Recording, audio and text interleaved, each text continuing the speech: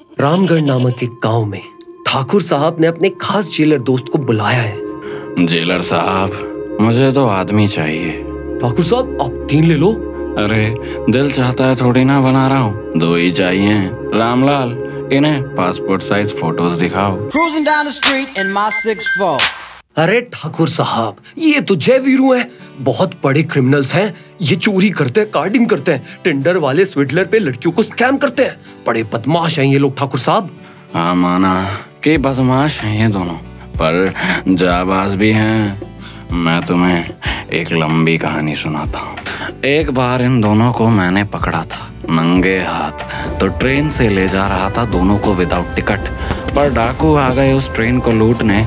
मैं घायल once again हो गया था, पर इन दोनों क्रिमिनल्स ने जान पे खेल के मुझे बचा लिया। End of story. थोड़ा ज्यादा लंबा हो गया। ओह, काफी लंबी स्टोरी थी। मेरे बच्चों के बोर्ड्स खत्म हो गए, बीवी मूव ऑन करके इतने टाइम में चली गई, कोविड खत्म हो गया इतने टाइम में।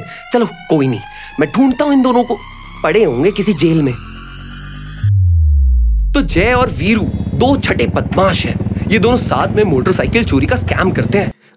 ये बाइक से याद आया, कल रात में ना मेरी सोसाइटी में घना अंधेरा था, वहां अचानक से हाई बीम लाइट आ गई। मतलब ऐसा लग रहा था कि कौन ले आया अपनी कार, जिससे लोग भी हैं हैरान और वॉचमैन भी है परेशान। मगर प्लॉट ट्विस्ट, ये तो टीवीएस की स्टार सिटी प्लस बाइक है, जो 110 सीसी की बाइक होते हुए भी एलईडी लाइट्स के फीचर्स दे रही है, वो भी नंबर 1 इन होल सेगमेंट। क्या कमाल का अपग्रेड है यार। तो ये आज का वीरू अपनी बसंती को लेने आया है, या फिर ये फ्रेंड जोन है, कुछ भी हो सकता है भाई। अरे भैया जी, बिरयानी में इलायची और रात में इतनी रोशनी अच्छी नहीं लगती, लाइट बंद कर दो। वैसे भैया जी, रोज का आना जाना लगा रहता है आपका, तो पक्का फ्रेंड जोन होंगे, वरना रिलेशनशिप में इतने एफर्ट्स कौन डालता है। ऊपर से तेल महंगा है, तो माइलेज तो अच्छा देती ही होगी आपकी गाड़ी। हाँ, ETFI इंजन है इसमें, तो 15% से ज्यादा ही माइलेज मिलता है। इतना सारा फीचर याद है, तभी फ्रेंड जोन होना अफोर्ड कर पा रहे हो। अरे ये चार्जिंग के लिए USB भी है बाइक में, बढ़िया है। इतना चैटिंग करोगे तो बैटरी जाएगी। कोई नहीं, यहाँ सोसाइटी में पावर बैकअप नहीं चल रहा, तो पावर बैंक घंटा चलेगा आपका। मतलब फीचर काफी बढ़िया है बाइक में, लेकिन जरूर ड्रम्स ब्रेक नहीं होंगे।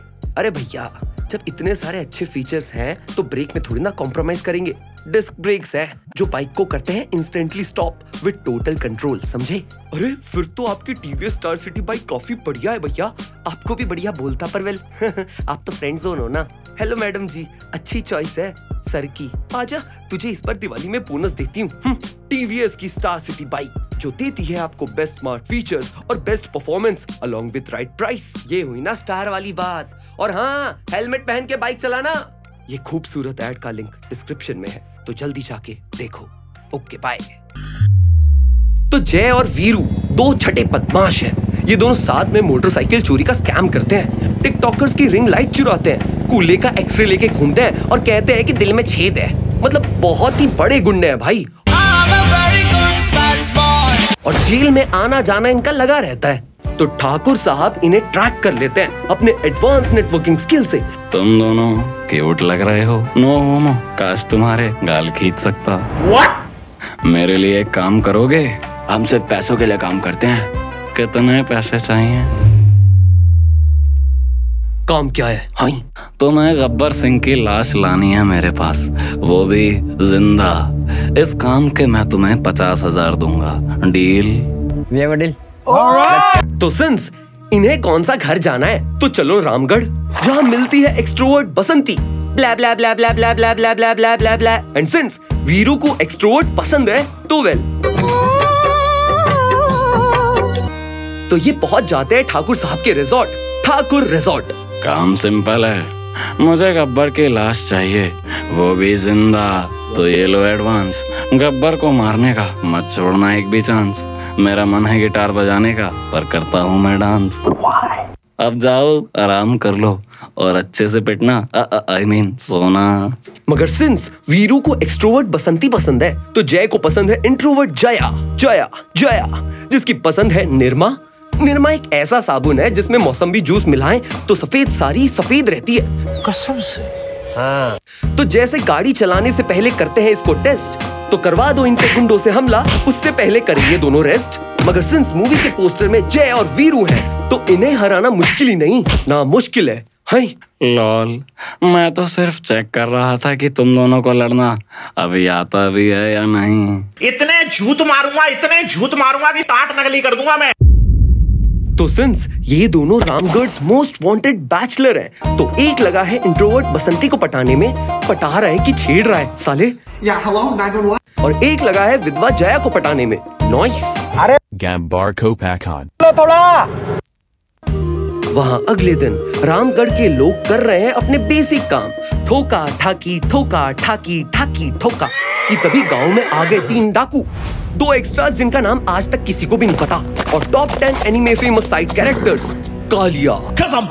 सब लोग हमारे बैग कैपेसिटी से ज्यादा अनाज ले आओ, हम ले जाएंगे कुछ कुछ करके। और मैं चिल्ला क्यों रहा हूँ? नहीं, कोई नहीं लाएगा अनाज, क्योंकि पिटने वाले हो तुम आज। लॉल, कैसे मारेगा ठाकुर? अपने हाथों से? फिर से क्यों चिल्ला रहा हूँ? अपने 8 o'clock पे देख, 4 o'clock नहीं गधे, 8 o'clock। तो 8 o'clock पे खड़े हैं जय और वीरू बिना स्कोप के राइफल के साथ, और सिंस इनका निशाना इतना तेज है कि उड़ती मक्खी के नाखून पे गोली मार देते हैं, तो ये दागी 4 गोली और top 10 anime famous side characters Kalia और 2 एक्स्ट्रा के साथ भाग गए। Cruising down the street in my 6'4". मगर तभी एंट्री होती है इंडियन फिल्म इंडस्ट्री के सबसे बड़े विलन गब्बर सिंह की। गब्बर सिंह एक ऐसा डाकू जिससे पूरा रामगढ़ डरता है, एक ऐसा डाकू जिसके ऊपर 50,000 रुपए का इनाम है, एक ऐसा डाकू जिसको चाह के भी उस स्टेट की फौज कभी पकड़ ही नहीं पाई। आज जिंदगी में पहली बार उसके आदमी खाली हाथ वापस आ गए। गब्बर को फेलियर्स पसंद नहीं, तो हमें मिलता है इंडियन सिनेमा का सबसे एपिक सीन। तेरा क्या होगा कालिया?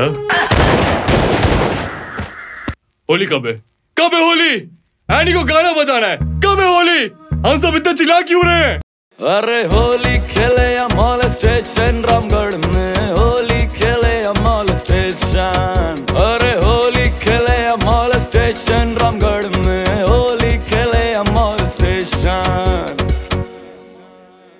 तो अच्छी बन रही है होली कि तभी चली गोली और गांव में क्योस शुरू। तो जय और वीरू को गब्बर के आदमी पकड़ लेते हैं। तो तुम हो ठाकुर का फौजी? वाह ठाकुर, अमिताभ बच्चन को बुलाया मारने के लिए। चल लंबू, आज अब पैर छू के माफी मांग, वरना तेरा लंगोटिया यार कभी लंगोट नहीं पहन पाएगा। तो जय जाता है इसके पैर छूने, पर बुरा ना मानो होली है और क्योस शुरू। तो वीरू फंसा हुआ है, उसके बंदूक की गोली खत्म है। अरे बंदूक ठाकुर साहब के पास। ठाकुर साहब बंदूक दीजिए, ठाकुर साहब बंदूक दीजिए, ओगी मुन्ना बंदूक दे। मगर ठाकुर साहब हिलने को तैयार नहीं, तो अब ये जंग खुद लड़नी होगी। तो जय और वीरू अपनी जान पे खेल के सारे डाकुओं को भगा देते हैं और ठाकुर साहब के पास जाके कहते हैं, ये सब लग रहा है तुम्हें फन, क्यों नहीं पास करी गन? अब ये कोई खेल नहीं रहा, हम तुम्हारे लिए काम नहीं कर सकते। अगर जाना चाहते हो तो चले जाओ, मगर उससे पहले ये तो जान लो कि मेरी क्या मजबूरी है। तो फ्लैशबैक में मैं कुछ साल पहले गब्बर को पकड़ के जेल के सलाखों के पीछे डाला था, मगर गब्बर को ये बात अच्छी नहीं लगी। मैं एक बाल बच्चों वाला आदमी था, मेरे बच्चों के भी बच्चे हो गए थे। इतनी उम्र नहीं लगती आपकी? पुराना साहब, गांव में कम उम्र में ही शादी हो जाती है। शादी जल्दी हो गई तो बेटा भी जल्दी हो गया, बेटे की शादी जल्दी हो गई तो पोता भी जल्दी हो गया। छोटी सी बाल विवाह लॉल। मगर गब्बर ने मेरे सारे खानदान को उसी दिन खत्म कर दिया, मेरे 5 साल के पोते को भी नहीं छोड़ा। गुस्से में मैंने गब्बर से अकेले जंग मोल ली, मगर गब्बर के आदमियों ने मुझे पकड़ लिया और गब्बर ने मुझे जिंदा तो छोड़ दिया, मगर मेरे दोनों हाथ काट दिए। तुम वापस जाना चाहते हो तो जाओ, कोई गिला शिकवा नहीं, गुड बाय। तो जय और वीरू को बुरा लगा, शायद ये जंग अब इन्हें लड़नी ही होगी, पैसों के लिए नहीं, जमीर के लिए। तो अब गब्बर पे सीधा वार नहीं किया जा सकता, तो मकान गिराने के लिए उसकी नींव कमजोर करनी पड़ती है। तो खबर मिलती है कि गब्बर बहुत सारे नए हथियार खरीदने वाला है। तो अब जय और वीरू छुप के जाते हैं हमला करने। वो बारूद लगा के सारे हथियार को उड़ा देते हैं। मगर इसी बीच जय घायल हो गया। ये देख के जया डर गई और ठाकुर को ये डर या प्यार दिख जाता है दोनों के बीच।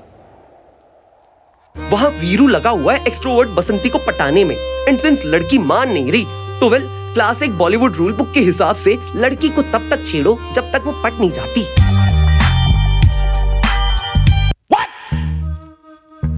पर वेल मौसी नहीं मान रही क्योंकि वीरू तो अच्छा आदमी है, दारू पीता है, बीड़ी पीता है, नाचने वाली के पास जाता है, एनीमे को जापानी कार्टून बोलता है, कूल बनने के लिए मनी हाइस्ट को ओवररेटेड कहता है, डीसी की फ्लॉप फिल्म्स को मास्टरपीस कहकर डिफेंड करता है। तो रिश्ता रिजेक्टेड। भले सारी जिंदगी लड़की कुंवारी बैठी रहे, लेकिन मैं ऐसे आदमी से बसंती को नहीं प्यारने वाली। सगी मौसी हूँ, कोई सौतेली माँ नहीं। तो अब करे तो करे क्या, बोले तो बोले क्या, बात मनवाने वाली निंजा टेक्निक यूज करते हैं, सुसाइड, आई मीन नकली सुसाइड।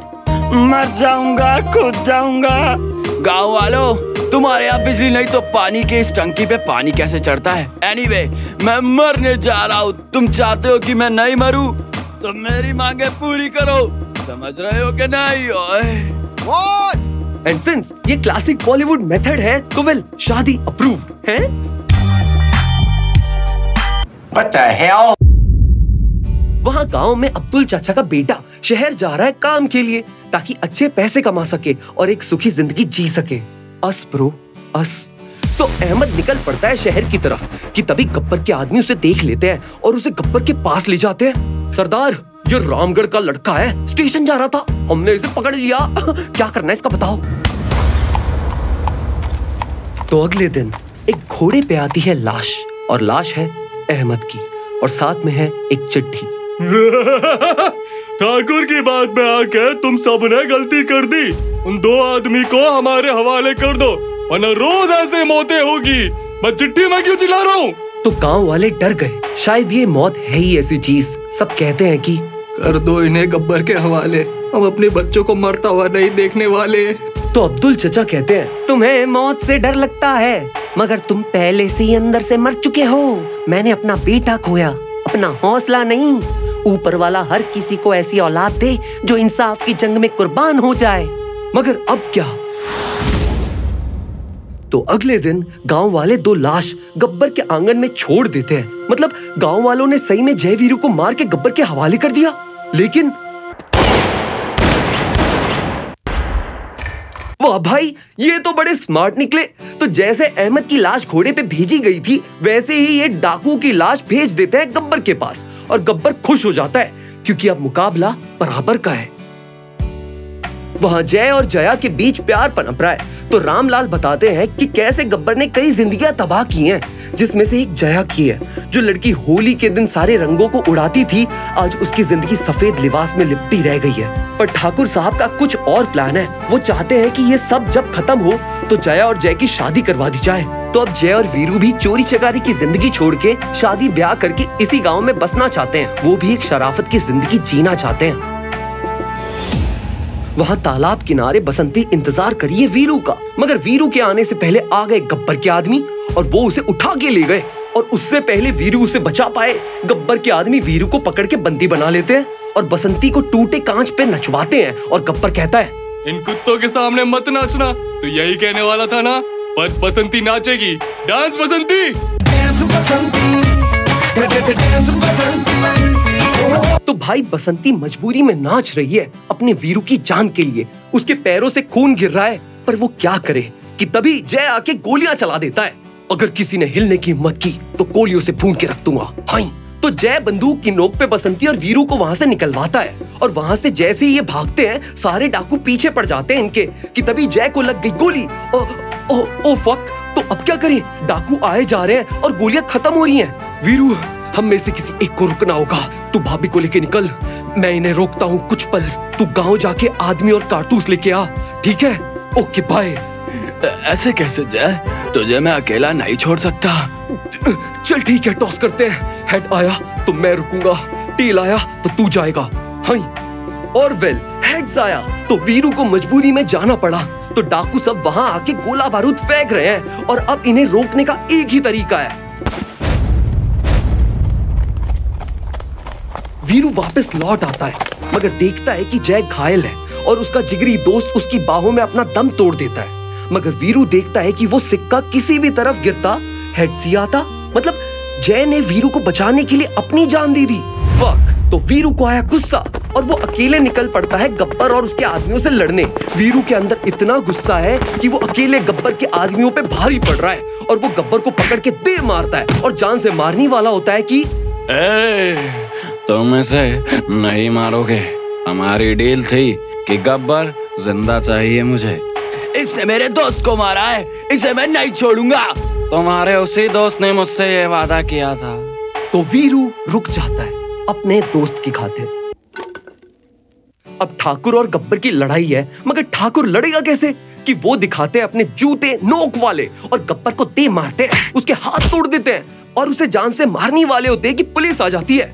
ठाकुर साहब भूलिए मत, आपने भी कानून की कसम खाई है, इसे कानून सजा देगी, आप इसे हमारे हवाले कर दीजिए। तो ठाकुर साहब रुक जाते हैं, उन्हें अपना इंसाफ शायद मिल ही गया। तो अब वीरू जय का अंतिम संस्कार कर देता है। उसका दिल टूटा हुआ है क्योंकि उसका इकलौता भाई, दोस्त या फिर मान लो पूरा परिवार एक साथ खत्म हो गया और जया जिनकी जिंदगी में शायद वापस रंग आने वाले थे वो कभी आए ही नहीं। तो अब वीरू शहर के लिए निकल रहा है। उसने बहुत कुछ एक ही दिन में खो दिया, मगर बसंती उसके साथ उसी ट्रेन में आ जाती है और वीरू ने अपना दोस्त तो खोया पर अब उसे अपना जीवन साथी मिल गया और कहानी खत्म। तो भाई ये वो मूवी है जिसने इतिहास के पन्नों को पलट दिया और तो और इंडियन सिनेमा को भी। इस कहानी से तुम बहुत कुछ सीख सकते हो, पर मैं एक चीज सीखने को कहूंगा, दोस्ती। अपने दोस्त का कभी दिल मत दुखाना क्योंकि दोस्ती से बड़ा कोई रिश्ता नहीं होता। एनी एक गाना बजा दे यार।